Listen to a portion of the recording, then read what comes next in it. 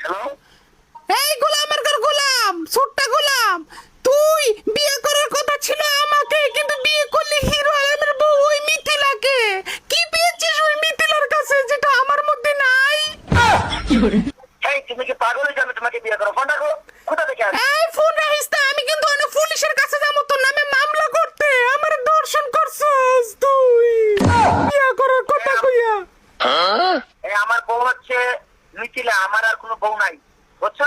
ওই তুই কেমনে কালা বেটির বিয়ে করছস? হয়তো বা আমার বগুল কালা, হেলিকা কি তুই আমার করবি জ্বালা? আই লিটন, আই লিটন কথা শোন। কাইল্লা গোলাম,